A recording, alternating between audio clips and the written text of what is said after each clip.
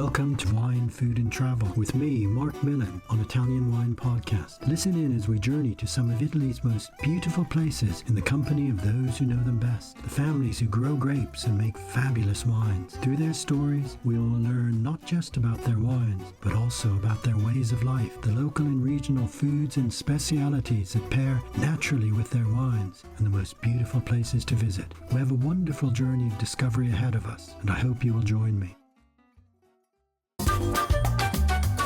This episode is proudly sponsored by Vivino, the world's largest online wine marketplace. The Vivino app makes it easy to choose wine. Enjoy expert team support, door-to-door delivery, and honest wine reviews to help you choose the perfect wine for every occasion. Vivino. Download the app on Apple or Android and discover an easier way to choose wine.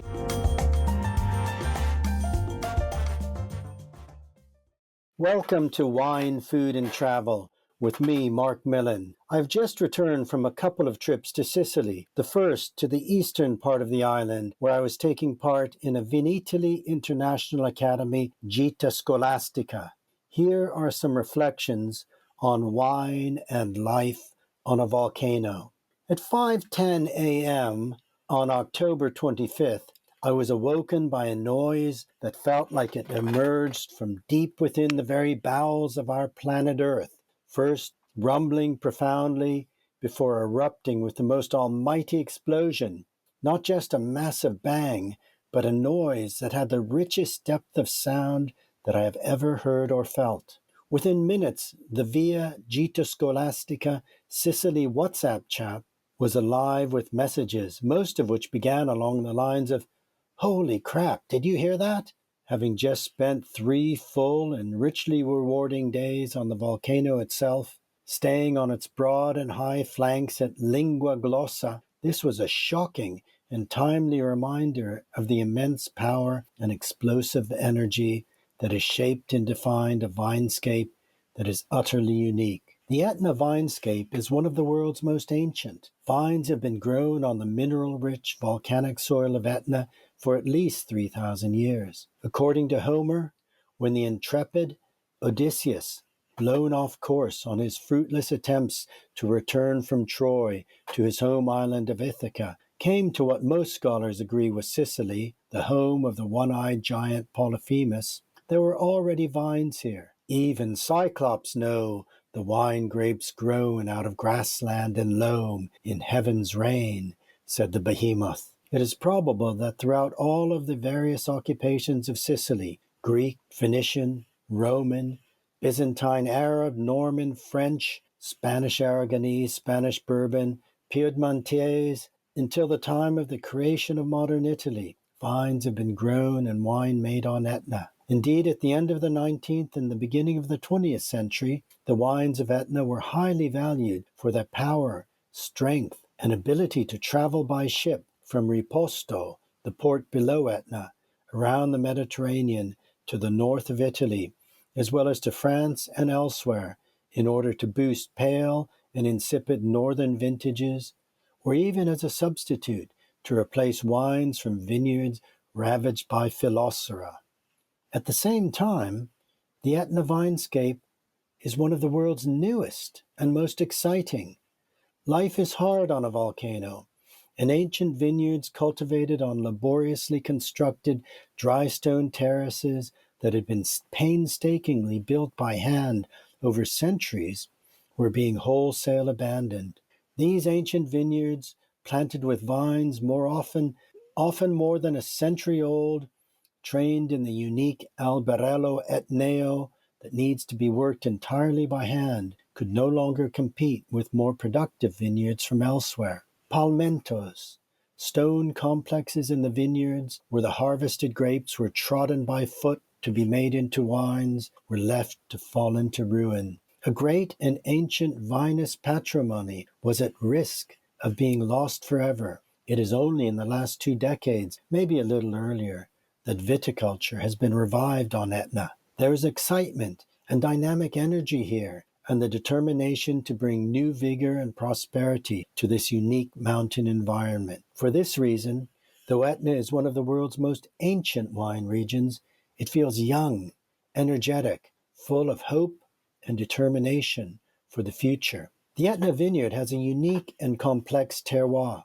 Volcanic soils eroded over centuries and even millennia eventually break down into sand, loam, stones, and pebbles, while more recent lava flows remain solid rock, dividing the wine zones roughly into areas that correspond to the various contrade. The soil is rich with pyroclastic matter, including volcanic grit that descends from the sky during eruptions like black rain. We actually experienced this on our visit, as well as lapilli, walnut-sized stones, often as light as pumice, that forms around moisture droplets and fall to earth, a sort of pyroclastic hail. The exposure of the slopes is equally significant. The northern flanks of Etna, kept cool by the maestrale wind, are the most propitious for the cultivation of Nerello Mascalese, for the production of Etna Rosso wines of real elegance and finesse. The eastern and southeastern slopes, where it is rainier and exposed to the moist Grecale winds from the Ionian, is the kingdom of Caricante, a white grape with the ability to produce wines that can age and evolve for upwards of a decade or more. And the warmer southwest gets the least precipitation and is a source of wines that are somewhat fleshier and easier to enjoy at a young age.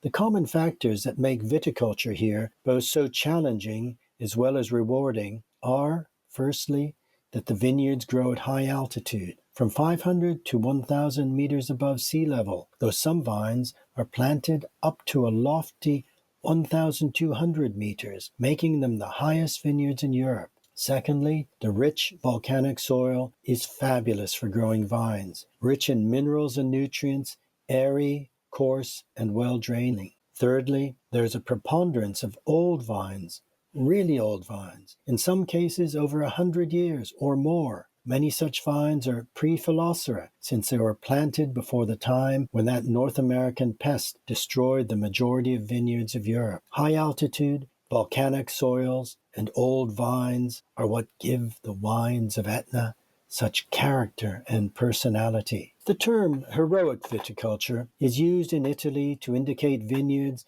that are highly labor-intensive, often located on the steepest slopes or in mountains where vines are planted at high altitude, on vineyards that require the maintenance of terraces and which cannot be mechanized, or which otherwise suffer adverse conditions that make growing grapes a more than considerable challenge. Etna's viticulture is truly heroic, for it has all of this and more. For here, for good measure, the vineyards are located on the most active volcano in Europe. This year alone, Etna has erupted more than 60 times, sending ash, lapilli, and lava flows across its flanks. On Etna, heroic viticulture means working at times under a suffocating blanket of black grit that falls from the sky for days on end. It means being aware that lava flows at any time could progress down and across your vines, swallowing them up, destroying all your hard work and efforts, perhaps even destroying your home and your winery.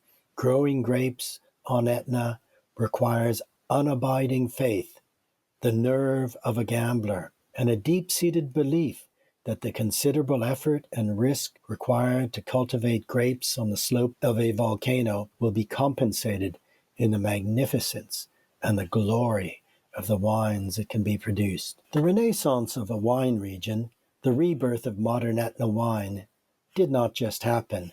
Those who believed and believe, those high rollers and dreamers who have literally risked life and livelihood, those who have dedicated their lives to creating not just great wines, but to restoring an entire landscape to its magnificence, are nothing less than an inspiring group of pioneering winemakers who can rightly take credit for the creation of modern Etna wine. We had the privilege to meet Salvo Foti, considered the father of modern Etna, with his I Vineri project, and Vincenzo Lomaro, who with owner Andrea Franchetti created Passo Pisciaro, one of the iconic wine properties here. And there are others. At Barone di Villagrande, we met young winemaker Marco Nicolosi, the 10th generation of the Nicolosi family, who who, almost alone in the years when Etna wines were in decline, labored to keep quality wine production alive. Alberto Gracci, who gave us an inspiring overview of the Etna wine country, restored his family vineyard and is counted amongst modern Etna's early pioneers.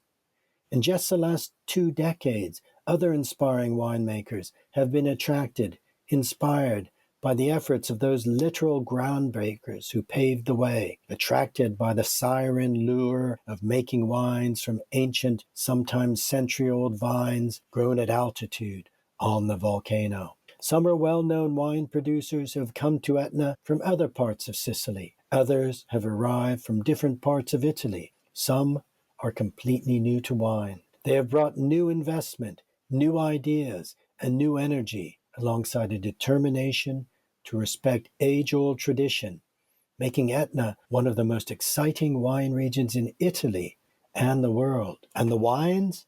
Etna Rosso, produced primarily from Nerello Mascalese, with or without the addition of some Nerello Cappuccio, has emerged in these past 2 decades as one of the truly great red wines of Italy, able to stand proudly on the same pedestal as Barolo and Barbaresco from Piedmont, Brunello di Montalcino and Chianti Classico from Tuscany, and Toraze from Campania. Etna Rosso is relatively light in color, with the acidity and tannin to allow it to age and evolve. Crunchy red fruit and terpenes that with age bring out subtle tertiary aromas, red wine of great elegance and complexity that has the power and energy of the volcano and which can express with precision its unique terroir. Indeed, Contrade wines are Etna's answer to the MGAs of elsewhere. Cru wines that reveal subtle and sometimes not so subtle differences in soil, exposure,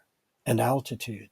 Etna Bianco Superiore and Etna Bianco are similarly truly great wines, for Caricante is one of Italy's few white native grape varieties that has a remarkable potential to produce wines that can age and improve for upwards of a decade or more. Acidity is the key that allows the wines to maintain their freshness even after years of aging. The best Etna Bianco wines come from grapes grown above 900 meters on the eastern and southeastern flank of Etna, where the moist sea breezes keep the air fresh and cool.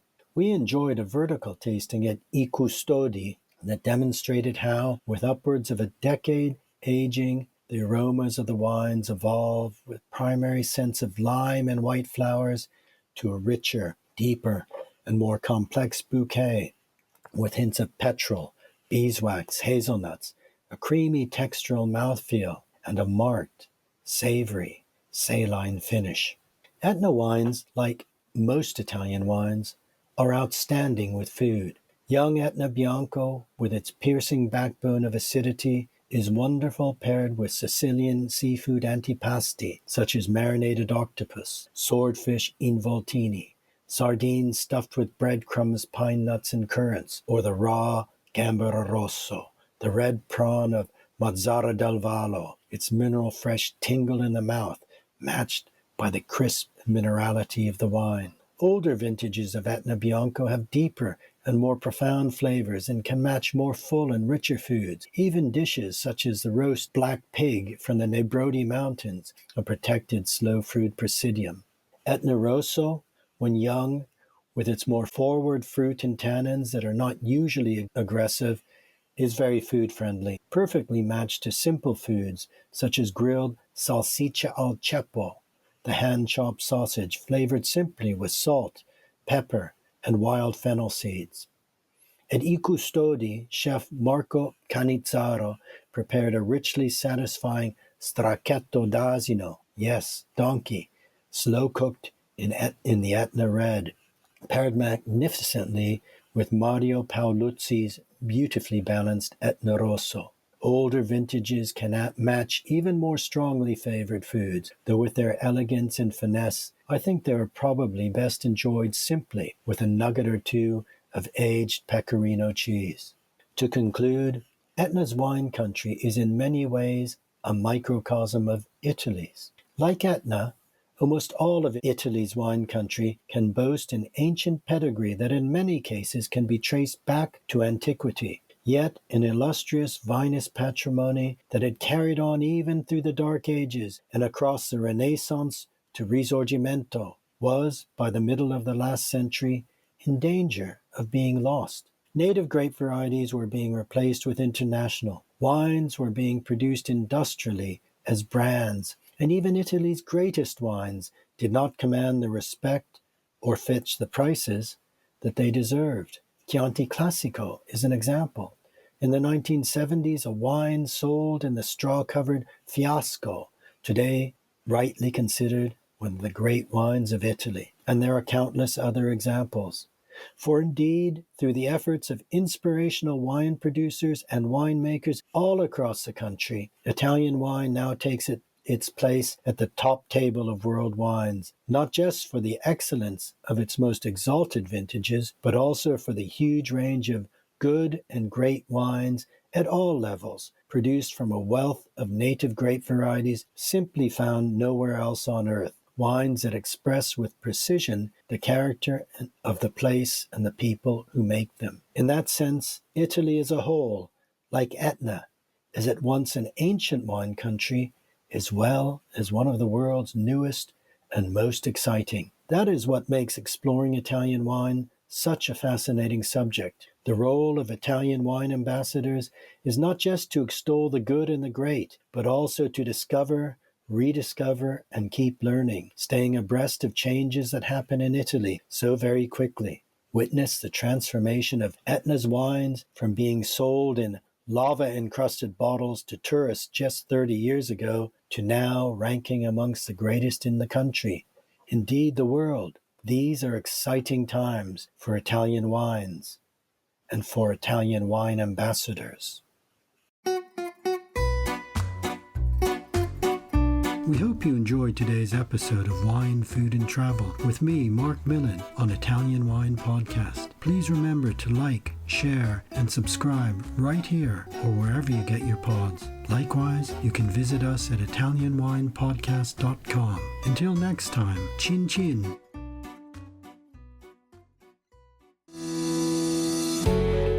Hi guys, I'm Joy Livingston and I am the producer of the Italian Wine Podcast. Thank you for listening. We are the only wine podcast that has been doing a daily show since the pandemic began. This is a labor of love and we are committed to bringing you free content every day. Of course, this takes time and effort, not to mention the cost of equipment, production, and editing. We would be grateful for your donations, suggestions, requests, and ideas. For more information on how to get in touch, go to ItalianWinePodcast.com.